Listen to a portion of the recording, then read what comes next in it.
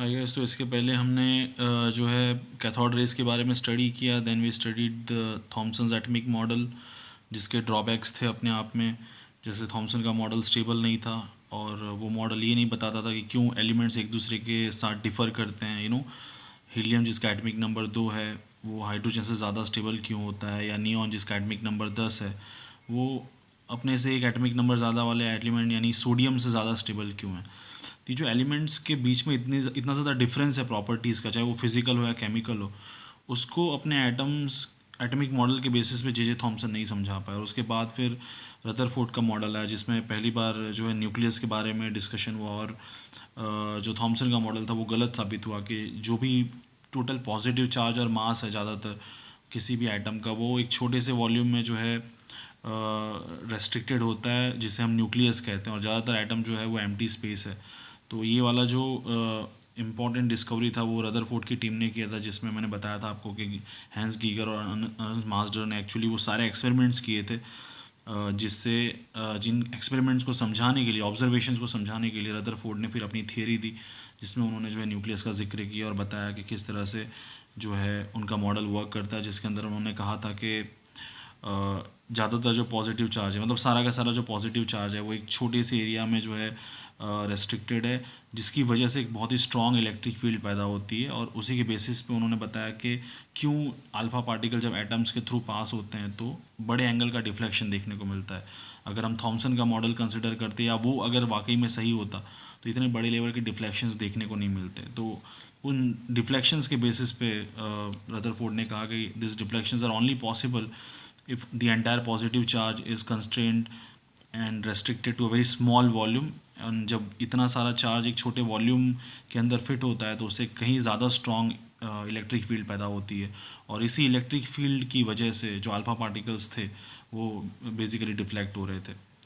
तो जब न्यूक्लियस की बात हुई, पॉजिटिव चार्ज की बात हुई, तो ऑब्वियसली फिर बात आती है इलेक्ट्रॉन्स के अरेंजमेंट की। तो रदरफोर्ड ने कहा था कि जिस तरह से प्लैनेट्स सन का चक्कर लगाते हैं, उसी तरह से इलेक्ट्रॉन्स भी जो है वो न्यूक्लियस का चक्कर लगाते होंगे। That was his model, right.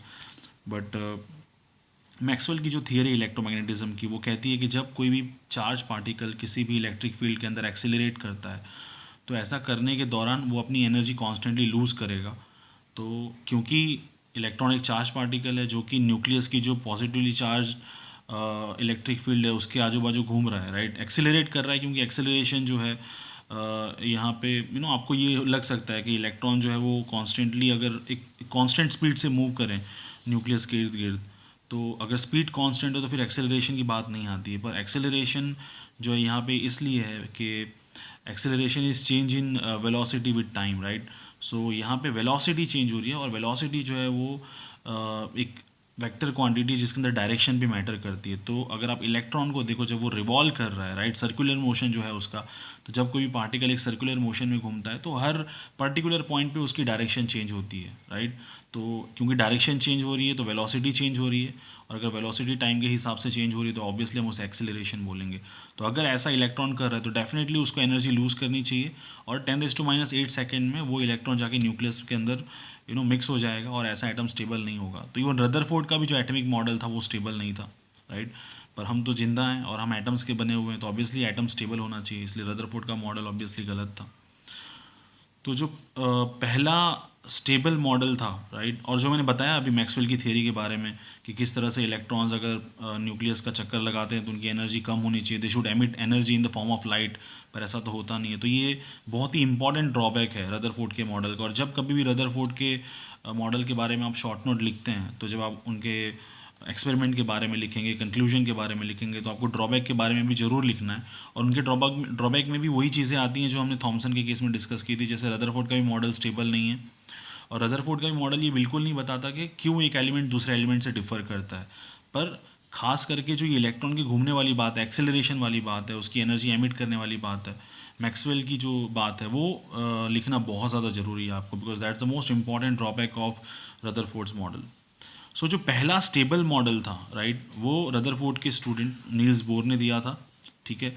Niels Bohr actually starting में उन्होंने जे थॉमसन के अंडर भी काम किया, पर जे थॉमसन एक बहुत ही बेहतरीन साइंटिस्ट थे, नोबेल लॉरिएट थे, और बहुत ही इंपॉर्टेंट रिसर्च किया था। पर वो उतने अच्छे मेंटर नहीं थे जितने अच्छे मेंटर रदरफोर्ड थे। तो रदरफोर्ड के अंदर बोर का कॉन्फिडेंस बहुत बड़ा, और वहाँ से फिर आगे चल के उन्होंने रदरफोर्ड के मॉडल पे काम करना शुरू किया और फाइनली दुनिया का पहला स्टेबल एटॉमिक मॉडल दिया, जो कि वो सारी प्रॉब्लम्स को सॉल्व करता था जो रदरफोर्ड के मॉडल में एग्जिस्ट करती थी।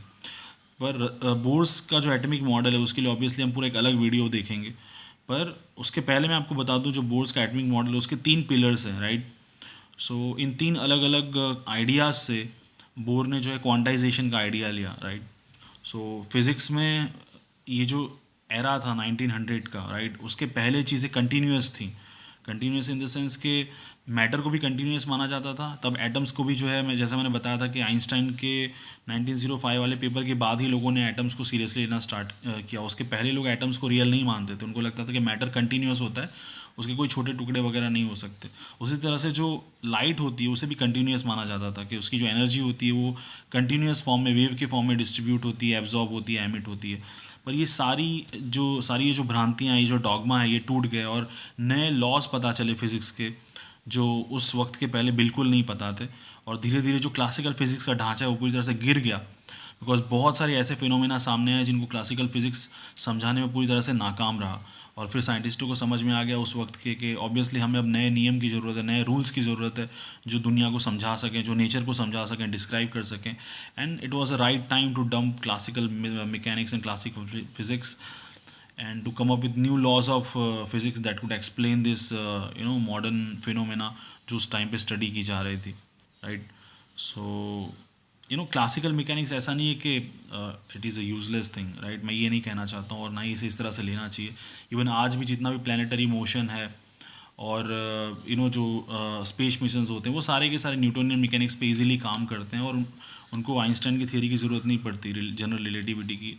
नो डाउट जीपीएस वगैरह में यूज़ होती है उनके कैलकुलेशंस, बट ऑब्वियसली एक पॉइंट के बाद क्लासिकल फिज़िक्स जो है उसने जवाब देना बंद कर दिया था, right.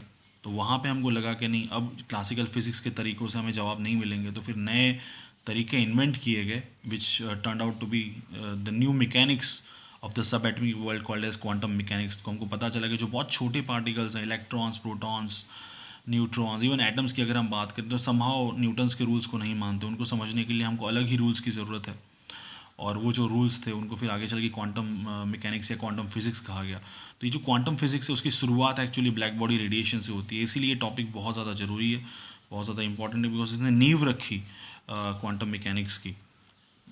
Okay, which is a very very interesting theory, and that's why I simply love this chapter, because right from the cathode ray to the wave mechanics of Schrodinger, this chapter is simply amazing. And जैसा मैंने पहले ही बताया था कि आज जो भी modern research, जो भी मॉडर्न इक्विपमेंट्स हम यूज़ करते हैं, हमारी जो लाइफ इतनी बेहतर बनी है, कंप्यूटर, लैपटॉप्स, मोबाइल फ़ोन्स छोटे, इतने ज़्यादा efficient, it's all because of quantum mechanics. So the research concerning black body radiation indicated the cracks in classical mechanics. जैसे मैं बता रहा हूँ कि क्लासिकल मैकेनिक्स जो है वो एक कंप्लीट पिक्चर नहीं था, वो हमको तब पता चला जब एक्चुअली ब्लैक बॉडी में रिसर्च होना स्टार्ट हुआ, और कुछ ऐसे ऑब्जर्वेशंस थे जिनको क्लासिकल मैकेनिक्स नहीं समझा सकता था, और उन्हें समझाने के लिए फिर नए लॉस की ज़रूरत पड़ी जिनको आज हम क्वांटम मैकेनिक्स के नाम से जानते हैं। और आपको ताज्जुब होगा ये जान के कि उस वक्त के फिजिसिस्ट, मैं 1900 या उसके भी पहले की बात कर रहा हूँ, जब एक्चुअली मैक्स प्लांक, जो हमारे इस वीडियो के हीरो हैं, इस कॉन्सेप्ट के हीरो हैं, जिन्हें एक्चुअली रिलेक्टेंट रिवॉल्यूशनरी कहा जाता है, फादर ऑफ क्वांटम फिज़िक्स भी कहा जाता है, राइट। उन्हें जब फिज़िक्स में जाना था तब लोगों ने कहा था कि फ़िज़िक्स में तुमको नहीं जाना चाहिए, बिकॉज फिज़िक्स में ऑलरेडी सारी बड़ी डिस्कवरीज हो चुकी हैं।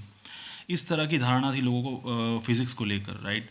बट फिर ब्लैक बॉडी रेडिएशन है और उसने एक झटके में इस अहम को लोगों के ख़त्म कर दिया कि नहीं, अभी बहुत सारी ऐसी चीज़ें जो हमको बिल्कुल नहीं पता दुनिया के बारे में, और हमें ये घमंड नहीं होना चाहिए कि जितनी भी डिस्कवरीज होनी चाहिए थी फिज़िक्स में वो हम कर चुके हैं, राइट। अभी भी बहुत कुछ जानना समझना बाकी है। So it was just a state of mind in that particular era when people like Max Planck were interested in making their career in physics. How are the discrepancies between the existing theory and observation, जैसा मैंने बताया कि उस दौरान जो भी phenomena study किए जा रहे थे और जो क्लासिकल मैकेनिक्स की जो थियरी थी और या फिजिक्स की जो थियरी थी उस टाइम की, वो जो प्रेडिक्ट करती थी, उनके बीच में जो एक मिसमैच था, उससे ये समझ में आ गया था कि अब नए लॉज इन्वेंट करने की ज़रूरत है, जिसमें मैक्स प्लांक, नील्स बोर और अल्बर्ट आइंस्टाइन ने बहुत ही इंपॉर्टेंट रोल प्ले किया था। खास करके अल्बर्ट आइंस्टाइन ने जो है उसकी नींव रखी थी, और फिर बोर तो obviously he is the father of quantum physics एक तरह से कह सकते हैं। बट आइंस्टाइन और मैक्स प्लांक ने भी बहुत इंपॉर्टेंट रोल प्ले किया। हालांकि आइंस्टाइन को हम उनकी स्पेशल रिलेटिविटी, जनरल रिलेटिविटी के लिए जानते हैं, पर मैं आपको एक चीज़ बता दूं, आइंस्टाइन का जो क्वांटम मैकेनिक्स के रिलेटेड वर्क था उसको वो अपना सबसे ओरिजिनल वर्क मानते थे, right.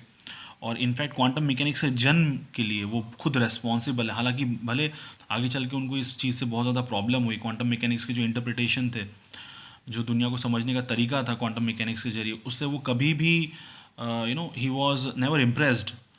But he is the guy who should be credited to apply the ideas of quantum mechanics for the first time in physics, right?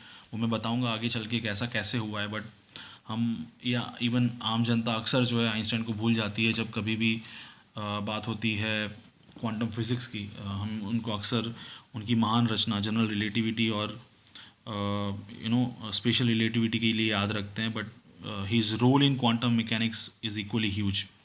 अब बात करते हैं ब्लैक बॉडी रेडिएशन, जिस पे आज ये वीडियो है। ब्लैक बॉडी रेडिएशन है क्या? बहुत ही सिंपल चीज़ है ब्लैक बॉडी रेडिएशन। हर वो चीज़ जिसका कोई भी तापमान है, वो चीज़ जो है एनर्जी एमिट करती है, राइट, रिलीज़ करती है, जिसे हम थर्मल रेडिएशन कहते हैं, और इसी को ब्लैक बॉडी रेडिएशन कहा जाता है। और ब्लैक बॉडी एक एक तरह से हाइपोथेटिकल कॉन्सेप्ट है, जिसमें हम एक ऐसी बॉडी को इमेजिन करते हैं जो उसके ऊपर गिरने वाले हर तरह के रेडिएशन को पूरी तरह से एब्जॉर्ब कर लेती है और कुछ भी एमिट नहीं करती। तो अगर आपको पता है कोई भी चीज़ आपको दिखाई देती है, राइट, वो कब दिखाई देती है? जब वहाँ से लाइट रिफ्लेक्ट होकर आपकी आंखों में आती है। पर अगर आपके सामने एक ऐसी चीज़ है जो उस पर गिरने वाली हर लाइट को एब्जॉर्ब कर ले रही है, तो आपको दिखाई नहीं देगी।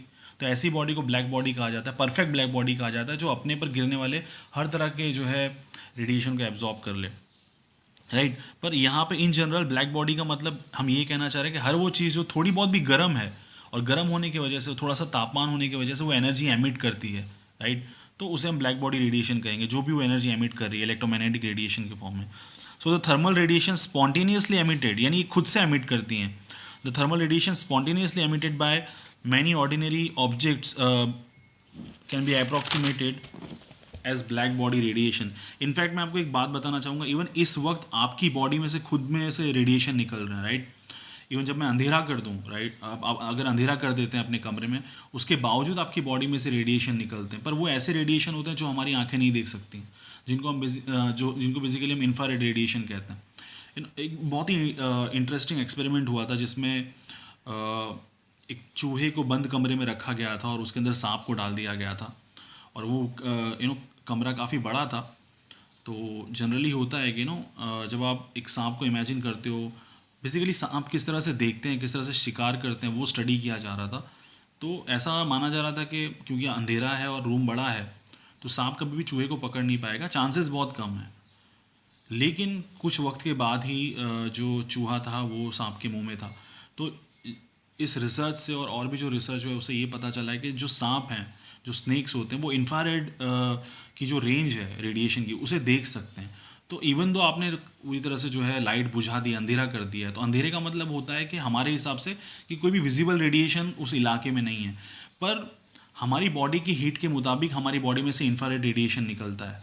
तो जो चूहा है, क्योंकि वो जिंदा है, उसकी बॉडी में थोड़ी बहुत गर्मी है, तो उसकी वजह से वो इंफ्रारेड जो है रेज एमिट करता है, और वो जो इंफ्रारेड रेडिएशन है वो स्नेक्स इजीली देख सकते हैं, राइट, और उसकी वजह से वो आसानी से चूहे को पकड़ के उनका शिकार कर सकते हैं। सो इवन अभी भी आपकी बॉडी, चाहे पूरी तरह से आप अंधेरा कर दें, आपकी बॉडी, मेरी बॉडी भी हमारे टेम्परेचर के हिसाब से एनर्जी एमिट करती है, और जनरली ये इंफ्रारेड रेडिएशन होता है। सो जो मेन चीज़ है ब्लैक बॉडी के बारे में, राइट, वो मैं आपको एक परफेक्ट एग्जांपल देना चाहूँगा, जिससे आपको समझ में आ जाएगा कि ब्लैक बॉडी रेडिएशन का जो कॉन्सेप्ट है वो किस बारे में, और एक्चुअली हम क्या स्टडी कर रहे हैं, और कौन सी ऐसी प्रॉब्लम थी जिसको मैक्स प्लांक ने सॉल्व किया, जिससे एक्चुअली क्वांटम मैकेनिक्स की नींव रखी गई। आपने देखा होगा कि जनरली जब हम किसी भी चीज़ को गर्म करते हैं, तो सबसे पहले तो उसका सिर्फ तापमान बढ़ता है। आप ये चीज़ खुद करके देख सकते हैं घर पे। अगर आपके पास चक्कू है तो गैस की फ्लेम चालू कर दीजिए फुल, राइट, जब उसकी ब्लू फ्लेम हो जाती है, और उस पर अपना चक्कू गर्म कीजिए। एकदम जब वो गर्म होगा तो धीरे धीरे धीरे जो आपका चक्कू है वो तो पहले जो उसका नॉर्मल कलर है वही रहेगा, स्टील का होगा तो अब धीरे धीरे जो है वो चक्कू लाल कलर का होने लगेगा। और भी ज़्यादा अगर आप गर्म करते हैं तो फिर वो ऑरेंज कलर का होगा। और भी ज़्यादा अगर आप गर्म करेंगे तो वो येलो कलर का होगा। फिर बहुत ज़्यादा जब वो गर्म हो जाता है तो वो ब्लूइश वाइट हो जाता है और अल्टीमेटली वाइट हो जाता है। पर आप जो है येलो या ऑरेंज से ज़्यादा के ऊपर बढ़ नहीं पाते हो, ठीक है, उसके ऊपर आप बढ़ नहीं पाते हो। तो ये जो चीज़ है ब्लूइश वाइट कलर और वाइट कलर आप शायद नहीं देख पाओगे, ठीक है। पर ये ज़रूर आप देखते हैं, रेड कलर देखते हैं, आप ऑरेंज कलर देखते हैं। और पता है ये सिर्फ चक्कू के बारे में नहीं है, यहाँ पे एक बहुत ही इंपॉर्टेंट चीज़ है कि दुनिया में आप कोई भी मटेरियल गर्म करो, चाहे वो वुड हो, लकड़ी, या फिर स्टील हो, या फिर आप प्लेटिनम ले लो, अगर आपने इन सब का टेम्परेचर सेम रखा है 5000 केल्विन, इसका भी रखा है आपने 5000 केल्विन, इसका भी रखा है आपने 5000 केल्विन, तो ये अगर जो है ऑरेंज कलर एमिट कर रहा है तो ये भी ऑरेंज कलर एमिट करेगा और ये भी ऑरेंज कलर एमिट करेगा। तो जो मटेरियल होता है, मैटर होता है, वो कौन से टेम्परेचर पे वो कौन सा कलर एमिट करेगा वो टेम्परेचर पे डिपेंड करता है। वो उस पर बिल्कुल नहीं डिपेंड करता कि आपका जो जिस चीज़ को आप गर्म कर रहे हो उसका कॉन्स्टिट्यूशन क्या है, वो किस चीज़ का बना हुआ है। तो चाहे वो लकड़ी हो, स्टील हो या प्लेटिनम हो, अगर आपने सबका टेम्परेचर सेम रखा हुआ है तो उस टाइम पे जो वो कलर एमिट कर रहा है वो कलर भी सेम होगा, राइट। तो ये बहुत ही इंटरेस्टिंग चीज़ है कि दुनिया में जो कोई भी बॉडी गर्म होने पे जो वो कलर एमिट करती है, रेड, येलो, ऑरेंज जो भी हो, वो हमेशा उसके टेम्परेचर पे डिपेंड करता है, चाहे वो फिर आप कुछ भी ले लो, ठीक है। This was very interesting. अब सवाल ये उठता है कि ऐसा क्यों होता है।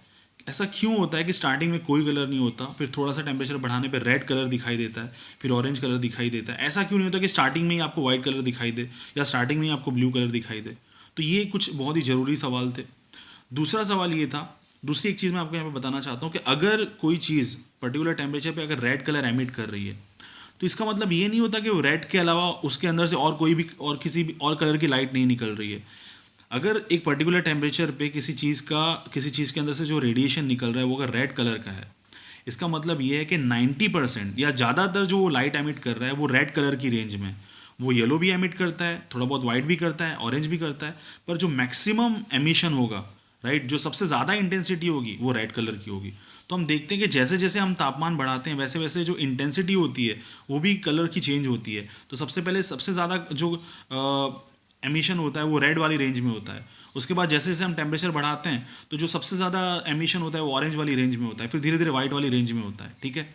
वाइट वाली जब आप रेंज में आ जाते हो तो ज़्यादातर जो आपका एमिशन होता है वो यूवी के फॉर्म में होता है, अल्ट्रावायलेट रेडिएशंस होती हैं, जो कि कभी भी आपको रेड के दौरान नहीं दिखाई देंगी। बहुत ही कम एमिशन होता है अल्ट्रावायलेट का जब आप ज़्यादातर रेड के फॉर्म में जो है एमिशन देखोगे, ठीक है। तो ये जो चीज़ थी ये भी एक तरह से पजलिंग थी कि ये जो पैटर्न है ये आप किसी भी चीज़ को गर्म करो, हर पर्टिकुलर टेम्परेचर पे, चाहे वो दुनिया का कोई भी मटेरियल ले लो, ये पैटर्न रिपीट होता है कि पहले red colour, orange colour, yellow colour. तो ये एक बहुत ही इंटरेस्टिंग चीज़ थी जो समझानी थी। दूसरी बात, अगर आप टेम्परेचर और वेवलेंथ को कनेक्ट करें तो अब अगर आप देखेंगे तो पहले रेड कलर आता है, फिर ऑरेंज, फिर ब्लू। तो ऑब्वियसली आपको विबग्योर पता होगा, जो रेनबो के कलर्स होते हैं। तो आपको पता है यहाँ पे जो रेड है इसकी वेवलेंथ सबसे ज़्यादा होती है, और ये जो वायलेट है उसकी वेवलेंथ सबसे कम होती है। और अगर वेवलेंथ कम होती है तो फ्रीक्वेंसी ज़्यादा होती है, और अगर यहाँ पे वेवलेंथ ज़्यादा है तो फ्रीक्वेंसी कम होगी। और जितनी ज़्यादा फ्रीक्वेंसी होती है उतनी ज़्यादा एनर्जी होती है, डायरेक्टली प्रोपोर्शनल होते हैं। और एनर्जी और वेवलेंथ वो इन्वर्सली प्रोपोर्शनल होते हैं, E=hc/λ। तो एनर्जी और लैम्बडा यानी वेवलेंथ जो है वो इन्वर्सली प्रोपोर्शनल होता है, जितनी कम वेवलेंथ उतनी ज़्यादा एनर्जी। तो आप सीधी सी बात समझ सकते हैं कि सबसे कम एनर्जी इन सब में रेड की होती है, सबसे ज़्यादा वायलेट की होती है। सबसे ज़्यादा वेवलेंथ रेड की होती है, सबसे कम वेवलेंथ वायलेट की होती है। तो आप चीज़ें कम यहाँ पे देख रहे हैं कि टेम्परेचर और वेवलेंथ के बीच में क्या रिलेशन है। जब कम टेम्परेचर होता है तो रेड कलर की रेंज में मैक्सिमम एमिशन होता है, मतलब ज़्यादातर जो कलर एमिट हो रहा है, राइट, वो जो है बेसिकली हाई वेवलेंथ में हो रहा है। यानी सबसे पहले हाई वेवलेंथ वाली लाइट रिलीज होती है, फिर जैसे जैसे टेम्परेचर आप बढ़ाते हो तो वेवलेंथ कम होती जाती है, और फिर यूवी की वेवलेंथ तो काफ़ी ज़्यादा कम होती है विजिबल के मुकाबले। इन शॉर्ट हम बोल सकते हैं कि टेम्परेचर का और वेवलेंथ का रिलेशन जो है वो इन्वर्सली प्रोपोर्शनल है। जितना ज़्यादा आप टेम्परेचर रखेंगे उतना ही कम वेवलेंथ वाली लाइट एमिट होगी। So this is another thing. तो तीन चीज़ बेसिकली हम स्टडी करते हैं ब्लैक बॉडी रेडिएशन में। एक तो कौन टेम्परेचर क्या है उस बॉडी का जिसको भी आप गर्म कर रहे हैं, और जब आप गर्म कर रहे हो तो उस गर्म करने पर, उस चीज़ को गर्म करने पर वो उसके अंदर से जो लाइट निकल रही है, राइट, जो रेडिएशन निकल रहा है, इलेक्ट्रोमैग्नेटिक रेडिएशन, वो मैक्सिमम कौन सी वेवलेंथ में निकल रहा है, राइट। और वेवलेंथ का और टेम्परेचर का क्या रिलेशनशिप है। और जब आप गर्म करते हो एक पर्टिकुलर टेम्परेचर पे तो सबसे ज़्यादा जो लाइट निकल रही है, राइट। सबसे ज़्यादा जो लाइट निकल रही है, सबसे ज़्यादा जो इंटेंसिटी है वो कौन से लाइट की है और वो किस पर डिपेंड करेगा। तो इन तीनों चीज़ों का जो रिलेशन था वो हमें स्टडी करना था, जो कि ब्लैक बॉडी रेडिएशन की वजह से इस चीज़ की शुरुआत हुई। तो यहाँ पे अगर आप देखेंगे तो ये क्लियरली दिखा रहा हूँ मैं आपको कि ये जो टेम्परेचर है, यहाँ पे ये टेम्परेचर 3500 केल्विन है, यहाँ पे 4000 केल्विन है, 5000 केल्विन है, 5500 केल्विन है। तो जैसे जैसे आप टेम्परेचर बढ़ा रहे हो, देखिए सबसे ज़्यादा जो वेवलेंथ की लाइट एमिट हो रही है वो यहाँ पे ये वाली रेंज है। फिर जैसे ही आप टेम्परेचर और बढ़ा रहे हो तो वेवलेंथ शिफ्ट होकर यहाँ पे आ रही है। ये सबसे बड़ी सबसे ज़्यादा जो है बेसिकली ये पीक है। पीक का मतलब होता है कि सबसे ज़्यादा जो लाइट एमिट होगी 4000 केल्विन पे वो इस पर्टिकुलर वेवलेंथ की होगी। नीचे जो ग्राफ है वो वेवलेंथ का है, नीचे जो स्केल है, और ये जो है ये सारी टेम्परेचर की डिटेल्स है। कहने का मतलब है कि 1000 केल्विन पे, सॉरी 3500 केल्विन पे सबसे ज़्यादा जो एमिशन होगा वो इस वेवलेंथ की रेंज में होगा। जैसे ही आप टेम्परेचर बढ़ाओगे तो वेवलेंथ इस तरफ शिफ्ट हो रही है, यानी कम हो रही है। आप देख सकते हैं यहाँ पे 2000 वेवलेंथ है, 1500 है, 1000 है, 500 है, 0 है। और ज़्यादा आप टेम्परेचर बढ़ा देंगे तो उसके सामने की जो है एग्जैक्ट कौन सी वेवलेंथ है वो देख लेते हैं। तो वो देखिए 1000 से भी कम हो गई। और जब आप 5500 के आसपास टेम्परेचर बढ़ा देते हैं तो उसके सामने जो वेवलेंथ नीचे आ रही है वो 500 के आसपास आ रही है। यानी जैसे जैसे आप टेम्परेचर बढ़ा रहे हैं तो जो वेवलेंथ है, जिस वेवलेंथ पे मैक्सिमम एमिशन हो रहा है, राइट, ये जो ग्राफ है ना इंटेंसिटी का भी ग्राफ है। मान लीजिए ये पीक यहाँ पे दिखा रही है, अगर ये कलर ब्लू है तो हम बोलेंगे कि 5500 केल्विन पे सबसे ज़्यादा जो कलर एमिट होगा, सबसे ज़्यादा जो एनर्जी एमिट होगी वो ब्लू वाली रेंज में एमिट होगी। और हम बोल सकते हैं कि 5000 केल्विन पे सबसे ज़्यादा जो एनर्जी एमिट होगी वो येलो वाले पे एमिट। जस्ट मैं रैंडम एग्जांपल दे रहा हूँ। पर एक चीज़ आप यहाँ देख रहे हैं, जैसे जैसे आप टेम्परेचर बढ़ा रहे हैं 3000, 4000, 5000, वैसे वैसे मैक्सिमम जो वेवलेंथ एमिट हो रही है, मैक्सिमम वेवलेंथ की लाइट जो एमिट हो रही है वो वेवलेंथ छोटी होती जा रही है।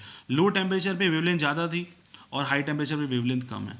तो इसे हम लोग डिस्प्लेसमेंट लॉ बोलते हैं। डिस्प्लेसमेंट लॉ का मतलब होता है कि जैसे जैसे आप टेम्परेचर बढ़ाते हो तो जो मैक्सिमम इंटेंसिटी है, वेवलेंथ, जिस वेवलेंथ की सबसे ज़्यादा जो है, जिस वेवलेंथ का सबसे ज़्यादा एमिशन होगा, सबसे ज़्यादा जो कलर दिखाई देगा, उस कलर की वेवलेंथ लेफ्ट साइड की तरफ शिफ्ट हो जाती है। कि लो टेम्परेचर पे ज़्यादा वेवलेंथ वाली लाइट एमिट होती है और हाई टेम्परेचर पे कम वेवलेंथ वाली लाइट एमिट होती है। तो ग्राफ जो है वो राइट से लेफ्ट की तरफ शिफ्ट होता है। तो एक तरह से डिस्प्लेसमेंट हो रहा है। तो इसीलिए इसे वाइन डिस्प्लेसमेंट लॉ कहा जाता है, जो कि वाइंस नाम के फिजिसिस्ट ने जो है ये फॉर्मूला डिराइव की थी। और ये पहली बार बताया था कि अगर आप टेम्परेचर और वेवलेंथ और इंटेंसिटी की रिलेशनशिप को स्टडी करें तो अलग अलग टेम्परेचर पे अलग अलग कलर दिखाई देता है। अलग अलग कलर का मतलब है, जैसे यहाँ पे रेड कलर दिखाई दिया तो इस रेंज में सबसे ज़्यादा जो एमिशन हो रहा है वो रेड कलर की रेंज में हो रहा है।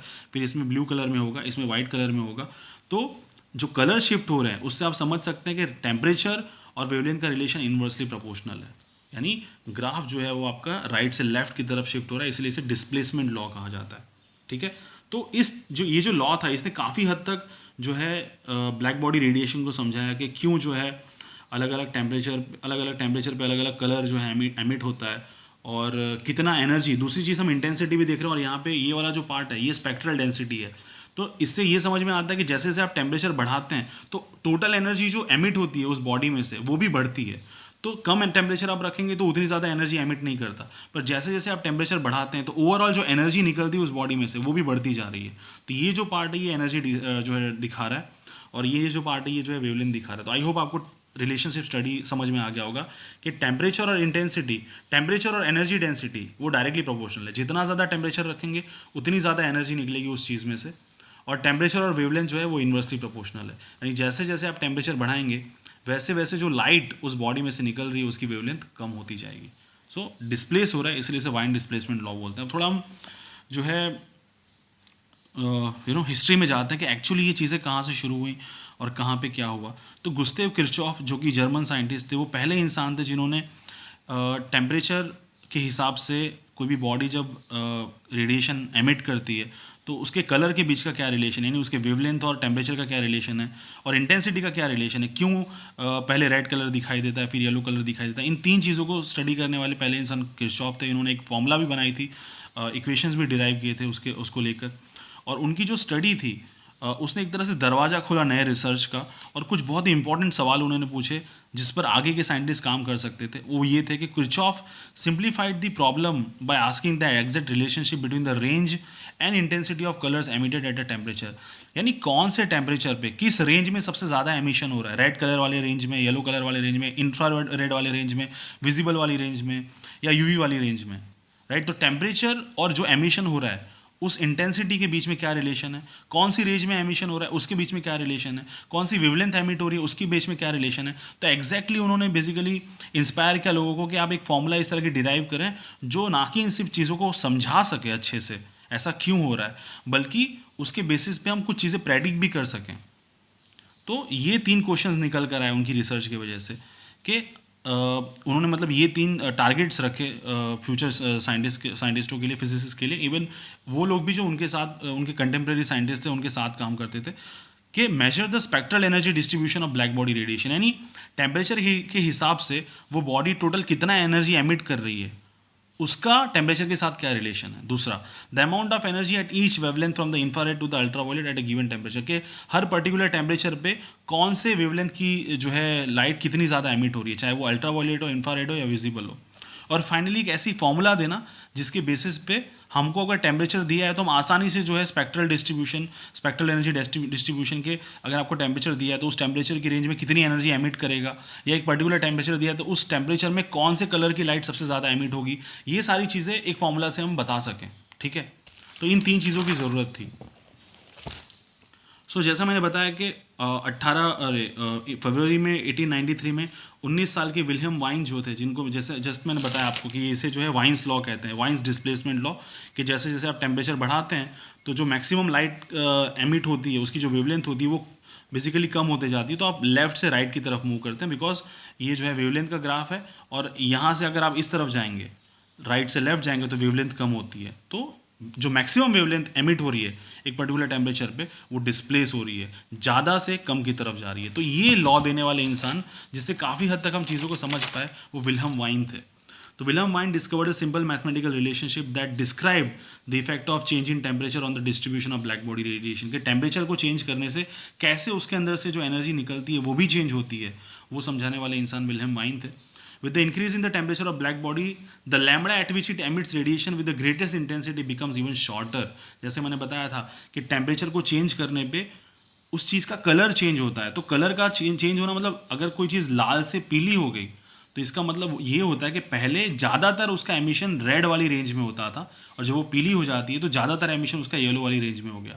ऐसा नहीं है कि जो चीज़ रेड कलर की दिख रही है वो येलो, वायलेट या किसी और रेंज में कोई कलर एमिट नहीं कर रही है, लेकिन उसका मैक्सिमम एमिशन रेड की रेंज में हो रहा है। उसी तरह से टेम्परेचर बढ़ाने में मैक्सिमम एमिशन होता है येलो कलर में, और टेम्परेचर बढ़ाने से ब्लू तक जाता है। तो ऐसा क्यों हो रहा था ये भी वाइन्स ने बहुत अच्छे से समझाया था, और सिंपल सी चीज़ उन्होंने बताई थी कि अगर आप टेम्परेचर बढ़ाते हैं तो जो मैक्सिमम इंटेंसिटी है रेड, येलो, ब्लू, वाइट, उसे अगर आप देखेंगे तो आपको एक कॉमन पैटर्न दिखाई देगा कि टेम्परेचर बढ़ने से मैक्सिमम इंटेंसिटी वाली जो वेवलेंथ है वो भी कम हो रही है। इन्वर्सली प्रोपोर्शनल रिलेशनशिप है। The wavelength eight which the maximum amount of radiation is emitted multiplied by the temperature of a black body is always constant. उन्होंने एक और चीज़ गौर की कि जो वेवलेंथ है, राइट, जो मैक्सिमम अमाउंट में जो है ब्लैक बॉडी एमिट करती है और जिस टेम्परेचर पे एमिट करती है, अगर आप उसे मल्टीप्लाई करते हैं तो आपको एक कांस्टेंट वैल्यू मिलती है, right. And the temperature is double, तो इसके बेसिस पे आपको पता है एक चीज़ आप कम करोगे तो दूसरी चीज़ अपने आप बढ़ेगी, जो भी रिलेशनशिप है। तो टेम्परेचर और वेवलेंथ में इन्वर्सली प्रोपोर्शनल रिलेशनशिप था, तो ऑब्वियसली अगर आप टेम्परेचर बढ़ाएंगे तो वेवलेंथ जो है वो कम हो जाएगी। So if the temperature is double then the peak wavelength will be half the previous length. But Lummer and Pringsheim जो कि पीटीआर जो है एक बहुत ही आप एक सवाल आपके दिमाग में आ सकता है कि ये जो सारे रिसर्च हैं, ये जितने भी अब तक हमने साइंटिस्टों के नाम पढ़े, ये सारे के सारे जर्मन साइंटिस्ट हैं। और क्यों क्वांटम मैकेनिक्स की डिस्कवरी में जर्मन साइंटिस्टों का इतना बड़ा रोल था? क्योंकि इसकी शुरुआत होती है अच्छे बल्ब बनाने से, जिसकी होड़ में जर्मनी, अमेरिका और जो है ब्रिटेन लगे हुए थे। सब लोग एक बेहतर बल्ब बनाना चाहते थे बिकॉज इलेक्ट्रिकल इंडस्ट्री एकदम बूमिंग स्टेज पे थी। तो उस टाइम पे ऐसे रिसर्च सेंटर की ज़रूरत थी जिससे आप एक्चुअली स्टडी कर सको कि बिकॉज पूरा जो इलेक्ट्रिकल इंडस्ट्री था वो ब्लैक बॉडी रेडिएशन पे डिपेंड करता था। जो लैंप यूज़ किए जाते थे, राइट, जिसके अंदर टंगस्टन का वायर होता था, उसे गर्म किया जाता था और वो फिर लाइट एमिट करता था येलो कलर की, जिससे जो भी लैंप यूज़ करते थे या जो बल्ब आपके घर में अभी भी यूज़ होता होगा, तो वो जो अच्छा बल्ब बनाना था उसके लिए इस रिसर्च में इन्वेस्ट करना बहुत ज़रूरी था, ब्लैक बॉडी वाले रिसर्च में। और इसीलिए जर्मनी ने एक वर्ल्ड क्लास रिसर्च सेंटर बनाया था ताकि उनके साइंटिस्ट इस प्रॉब्लम पे काम कर सकें और उनकी कंट्री फिर इसको यूटिलाइज करके इलेक्ट्रिकल इंजीनियरिंग में अपना ओहदा बहुत बढ़ा सके और अमेरिका और इंग्लैंड को भी ओवरटेक कर सके। तो इसी रिसर्च सेंटर का बहुत बड़ा फ़ायदा हुआ जर्मनी के साइंटिस्ट को, जहाँ पे वो बहुत प्रिसाइजली मेजर कर पाए कि कितने टेम्परेचर पे कितनी ज़्यादा एनर्जी एमिट होती है एक ब्लैक बॉडी में से और उसकी वेवलेंथ किस तरह से चेंज होती है टेम्परेचर को चेंज करने से। तो जितना प्रिसाइज एक्सपेरिमेंट हो सकता था उतना वो करने में काबिल थे, क्योंकि जर्मनी ने बहुत बड़ा इन्वेस्टमेंट किया था इस तरह के रिसर्च में, क्योंकि वो बल्ब की इंडस्ट्री में, इलेक्ट्रिकल इंडस्ट्री में जो है बहुत तेज़ी से आगे बढ़ना चाहते थे, क्योंकि ऑब्वियसली उस टाइम पे पूरा प्रोग्रेस इलेक्ट्रिसिटी पे डिपेंड करता था। आज भी आप जानते हैं कि इलेक्ट्रिसिटी पे हमारा इंडस्ट्रियल ग्रोथ कितना मैटर करता है। तो ल्यूमर और प्रिंगहाइम नाम के साइंटिस्ट थे जो पीटीआर जो रिसर्च सेंटर था वहाँ पे काम करते, उन्होंने बताया कि जो वाइन्स डिस्प्लेसमेंट लॉ है वो इंफ्रारेड रीजन में फेल हो जाता है।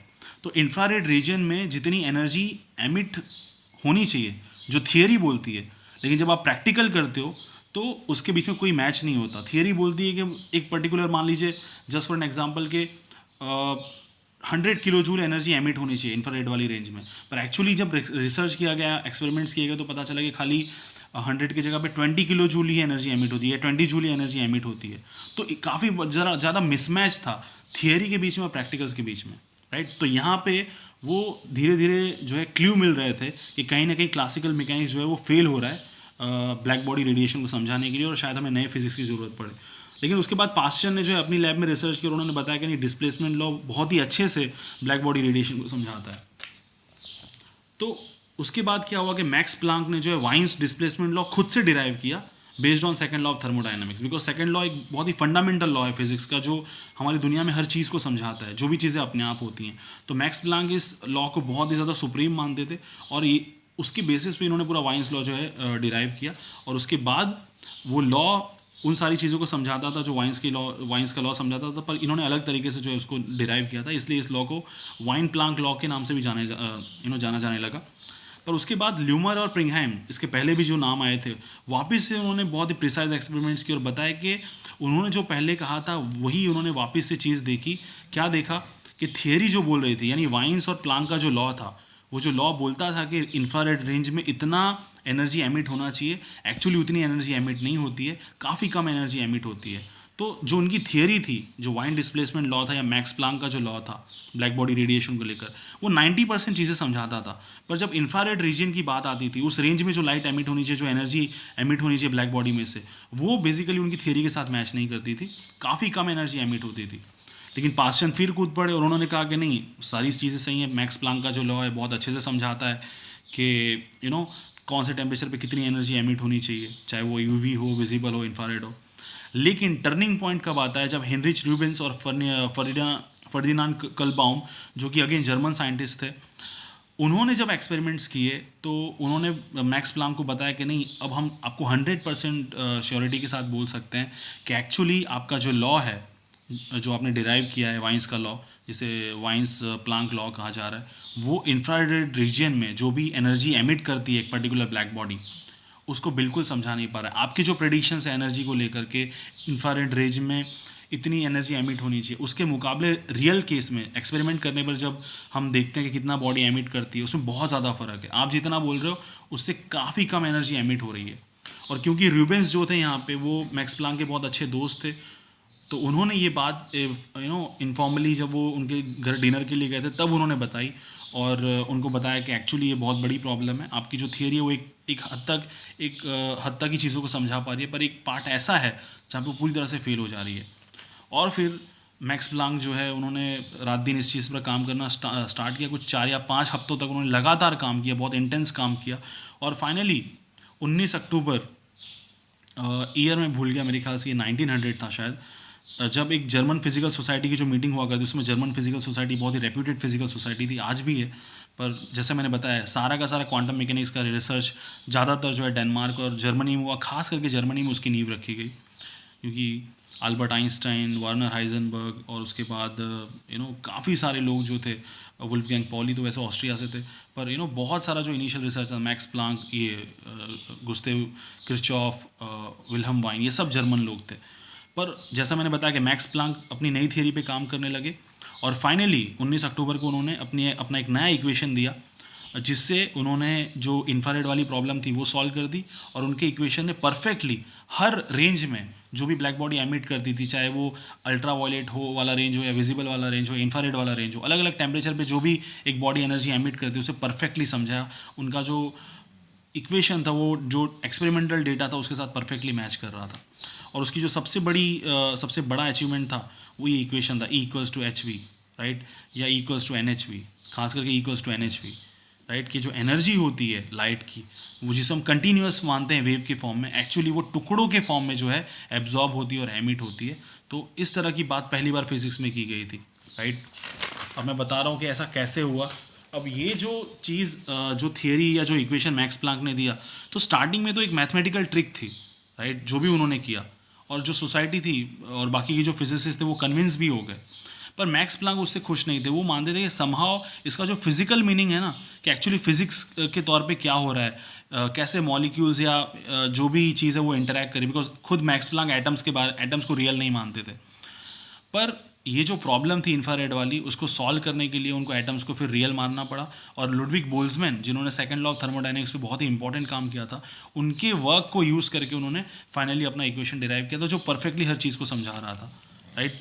तो पहले तो मैथमेटिकल ट्रिक थी, पर बाद में जो है वो चीज़ प्लांक को सताने लगी, और वो एक्चुअली उसके पीछे का फिजिक्स जो था वो डिस्कवर करना चाहते थे कि एक्चुअली ब्लैक बॉडी के लेवल पे क्या काम होता है, किस तरह से वो वर्क करती है, जिससे उनकी थियरी जो है इस पूरी इश्यू को समझा सकती है। तो जो सबसे इम्पॉर्टेंट चीज़ थी वो ये थी कि मैक्स प्लांक ने इमेजिन किया कि जो ब्लैक बॉडी है, जिसको जब आप गर्म करते हो तो अलग अलग टेम्परेचर पे वो अलग अलग कलर एमिट करती है, उसको आप कैसे समझ सकते हो। तो ये जो है हम सबसे इम्पॉर्टेंट पार्ट पे आ चुके हैं कि उन्होंने कहा था कि जो ब्लैक बॉडी है उसके जो दीवार हैं, जिसके में जो एक्चुअली जो है कलर या रेडिएशन एमिट करते हैं, वो छोटे छोटे ऑसिलेटर्स के बने हुए हैं। तो क्लासिकल फिजिक्स में हमको पता था कि जब कोई भी चार्ज अपनी पोजीशन पे ऑसिलेट करता है, यानी वाइब्रेट करता है, तो जो उसकी वाइब्रेशन की फ्रीक्वेंसी होती है, उसी वाइब्रेशन की जो है, उसी फ्रीक्वेंसी की जो है लाइट वो एमिट करता है, राइट। तो मैक्स प्लांक ने कहा कि जो ब्लैक बॉडी है उसके जो वॉल्स है, उसकी जो दीवार है, वो बहुत सारे ऐसे ही ऑसिलेटर्स की बनी हुई है। कैसे ऑसिलेटर्स? तो बेसिकली चार्ज होता है जो कि अपने पोजीशन पे ऑसिलेट करता है। तो जो दीवार थी ब्लैक बॉडी की, वो बहुत सारे ऐसे ऑसिलेटर्स की बनी थी।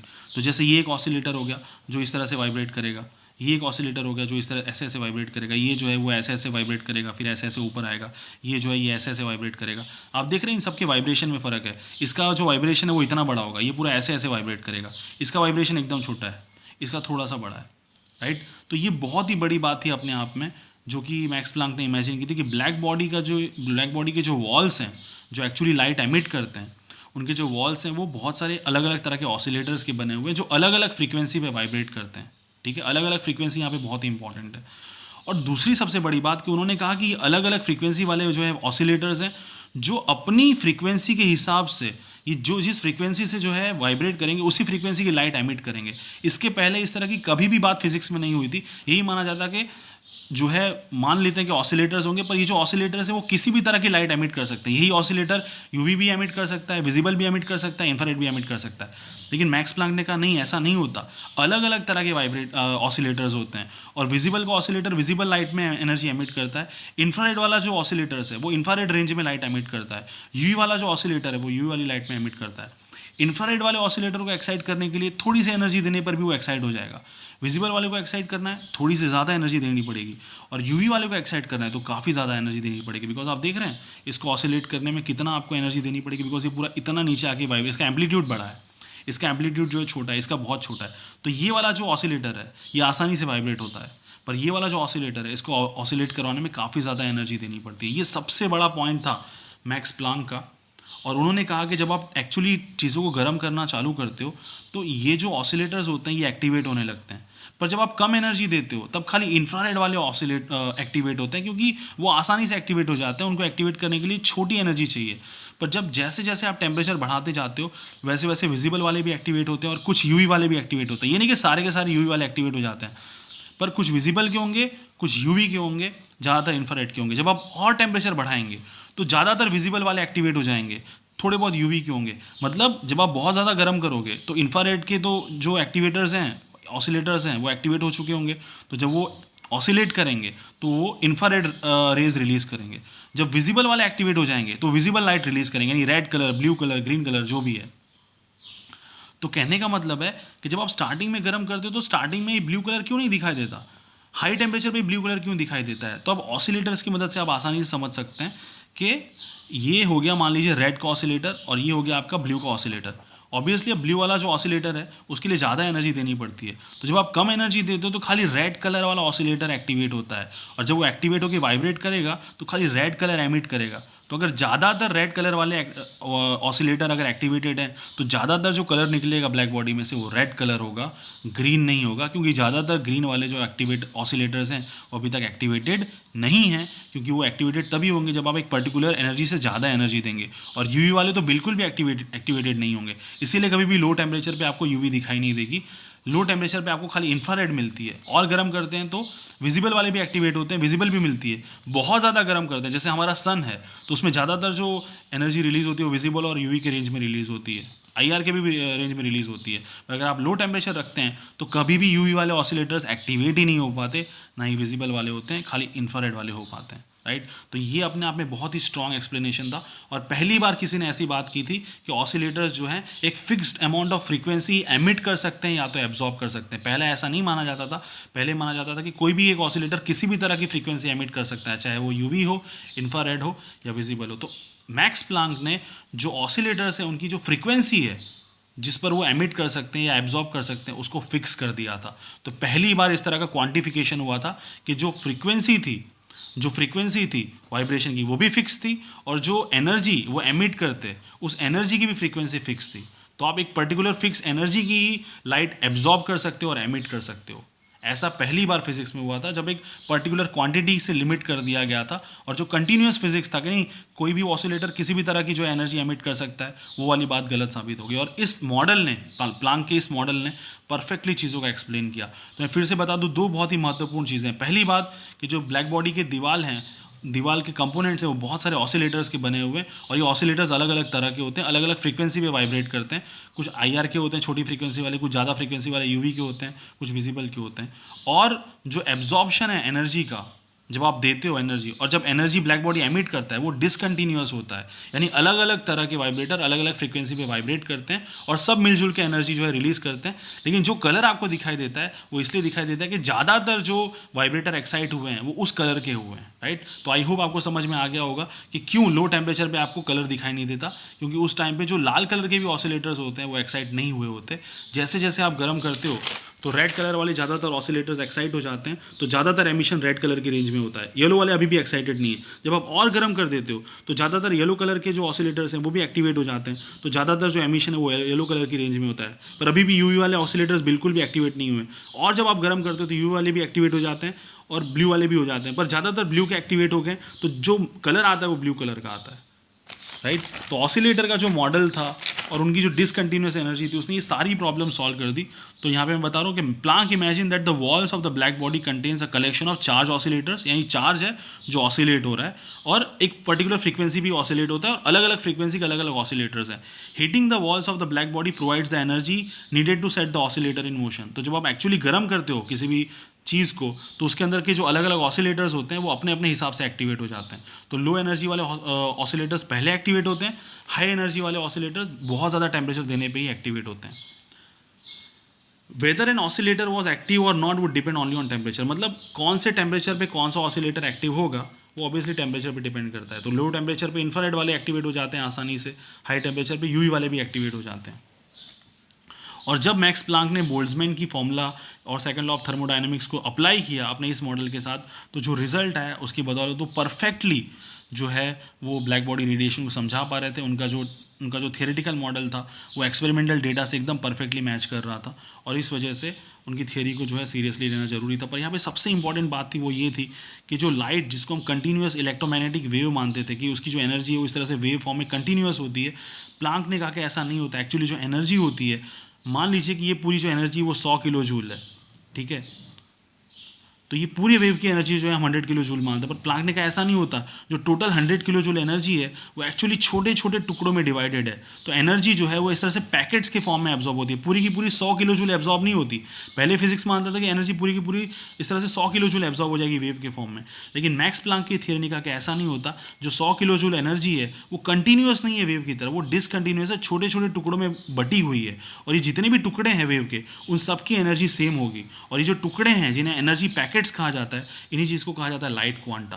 तो मैक्स प्लांक ने कहा कि जब ऑसिलेटर्स एक्साइट होते हैं, तो जब वो एनर्जी एमिट करते हैं, तो एनर्जी जो है वो बेसिकली डिसकंटिन्यूस फॉर्म में एमिट होती है, और जब वो एब्जॉर्ब करते हैं तभी वो डिसकंटिन्यूस फॉर्म में एब्जॉर्ब होती है। इस तरह से पूरी एक वेव एब्जॉर्ब नहीं होती है, ठीक है। तो ये सबसे इंपॉर्टेंट चीज़ थी उनकी थियरी के बारे में कि जो लाइट की एनर्जी है वो डिसकंटिन्यूस फॉर्म में हो सकती है, कि पैकेट्स के फॉर्म में डिवाइडेड है। तो पूरी जो 100 किलो जूल एनर्जी हम मान रहे हैं वो एक्चुअली छोटे छोटे पैकेट्स में डिवाइडेड है, और इस एनर्जी पैकेट्स को हम बोलते हैं लाइट क्वांटा। और ये जो लाइट क्वांटाज हैं, इन क्वांटा की एनर्जी डिपेंड करती है एफ पे। एफ जो है वो लाइट की फ्रीक्वेंसी है। तो अगर आप रेड कलर का क्वांटा लोगे और येलो कलर का क्वांटा लोगे, तो येलो वाला की क्वांटा की एनर्जी रेड के क्वांटा से ज़्यादा होगी। क्यों? बिकॉज येलो की फ्रीक्वेंसी रेड से ज़्यादा होती है। तो मान लीजिए ये टोटल जो एनर्जी है ये 100 किलो जूल है। आपको पता करना है इसमें कितने क्वांटा हैं, तो आप यूज़ कर सकते हैं E = NHF। यहाँ पे F फ्रीक्वेंसी है, H प्लांक्स कांस्टेंट है, और N जो है वो नंबर ऑफ क्वांटा है। तो आपको जानना है कि इतनी बड़ी वेव के अंदर कितने क्वांटाज होंगे, तो आप N को यहाँ पे रखिए, E को H/F से डिवाइड कर दीजिए। F जो है लाइट की फ्रीक्वेंसी है, H जो है प्लांक्स कांस्टेंट है। तो जो N मिलेगा वो आपका क्वांटा का वैल्यू होगा कि इस पूरे वेव के अंदर कितने एनर्जी के छोटे छोटे पैकेट्स हैं।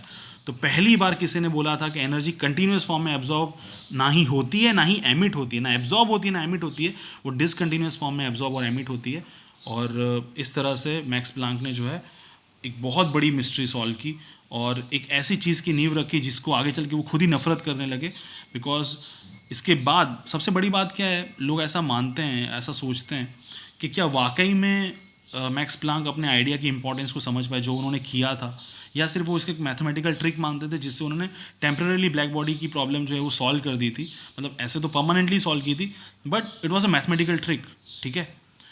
पर वाकई में जो क्वांटाइजेशन वाला पार्ट है ना, उसको कभी भी प्लांक ने सीरियसली नहीं लिया। वो मानते थे कि ब्लैक बॉडी तक सही है कि आप उसे बहुत अच्छे से समझा सकते हो अगर आप एनर्जी को डिसकंटिन्यूस फॉर्म में कंसिडर करते हो और क्वांटा वाला कॉन्सेप्ट अगर जो है इंप्लीमेंट करते हो। पर कभी भी उस बात को उन्होंने सीरियसली नहीं लिया। क्वांटाइजेशन की जो बात होती है, एक fix amount of energy absorb होती है, fix amount of energy emit होती है, उस बात को भी उन्होंने कभी सीरियसली नहीं लिया। उसको सीरियस लेने वाले सबसे पहले इंसान अल्बर्ट आइंस्टाइन थे। इसीलिए असली फादर अगर आप माने क्वांटम मैकेनिक्स का, तो Albert Einstein, because was the first guy to apply the idea of quantum mechanics और light quanta to explain a phenomena. तो ये पुराना वाला क्लासिकल फिजिक्स का मॉडल है कि ये ब्लैक बॉडी है जो इस तरह से एक वेव एमिट कर रही है पर्टिकुलर फ्रीक्वेंसी की, और ये मॉडर्न कॉन्सेप्ट है जो मैक्स प्लांक ने दिया था कि जो वेव एमिट होती है वो एक्चुअली बहुत सारे एनर्जी पैकेट्स की बनी हुई है जिनको लाइट क्वांटा कहा जाता है, और जिस फ्रीक्वेंसी का वाइब्रेटर एक्साइट होगा वो उस फ्रीक्वेंसी का लाइट क्वांटा एमिट करेगा या एब्जॉर्ब करेगा। तो आई होप आपको यहाँ से समझ में आ गया होगा ब्लैक बॉडी रेडिएशन। मैं बहुत डिटेल में गया हूँ बिकॉज आपकी बुक में इतना ज़्यादा डिस्क्रिप्शन नहीं है, पर ये चीज़ें समझना बहुत ज़रूरी है, तभी आपको पता चलेगा कि क्वांटम मैकेनिक्स जो हमारी सबसे बड़ी अचीवमेंट है वहाँ तक हम कैसे पहुँचे, राइट। और that is why it's important for you to know के व्हाट्स एग्जैक्टली। और आपको इतना डिटेल में आपको रेयरली कहीं पे मिलेगा जहाँ पे ब्लैक बॉडी को इतना डिटेल में समझाया गया, पर मैं चाहता हूँ कि आप ये कॉन्सेप्ट बहुत अच्छे से समझें, बिकॉज यूजुअली अगर आप ये कॉन्सेप्ट नहीं समझेंगे तो आगे के भी कॉन्सेप्ट आपको नहीं आएंगे, राइट। इन केस आपको कोई भी डाउट है, let me know, and thank you so much for watching this video.